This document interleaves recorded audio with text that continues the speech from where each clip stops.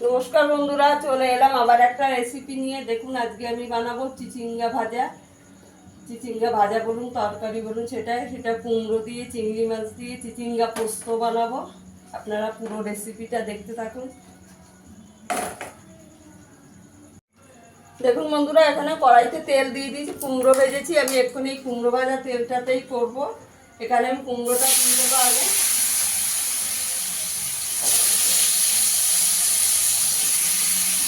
কুমড়োটাকে একটু ভেজে নেবো ভালো করে।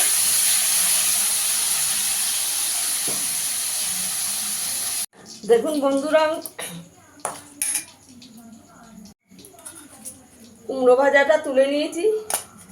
এই তেলের মধ্যে আমি একটা শুকনো লঙ্কা দিয়ে দেবো, কালো জিরে ফোড়ন দিয়ে দেবো।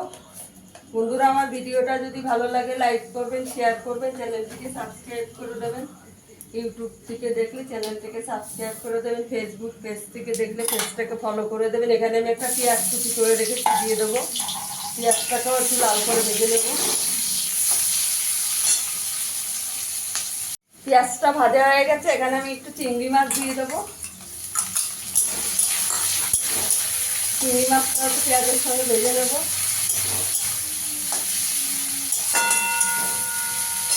এবার চিচিঙ্গাটা দিয়ে দেবো।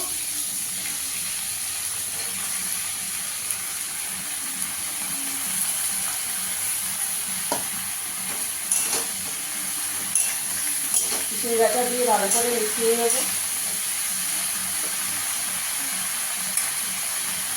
এখানে পরিমাণ মতো নুন দিয়ে দেবো।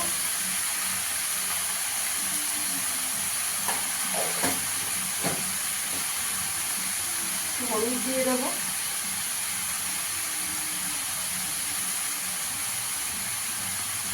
কাশ্মীরি লঙ্কার গুঁড়ো দিয়ে দেবো।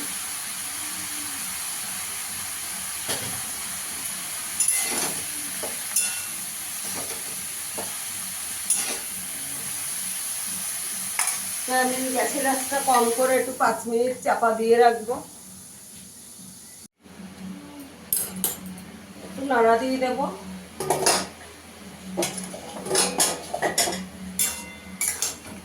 এখানে আমি পোস্ত আর 3টে কাঁচা লঙ্কা বেটে রেখেছি, দিয়ে দেবো।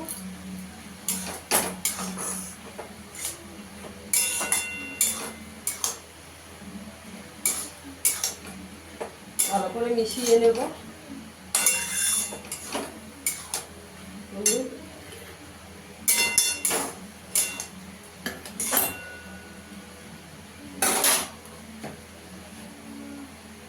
পোস্তটা দিয়ে একটু ভাজা ভাজা হয়ে গেছে, এখন কুমড়োটা দিয়ে দেবো। কুমড়োটা দিয়ে ভালো করে মিশিয়ে নেব।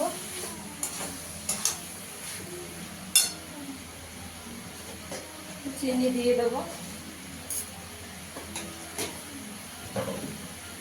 ভালো করে মিশিয়ে নেব।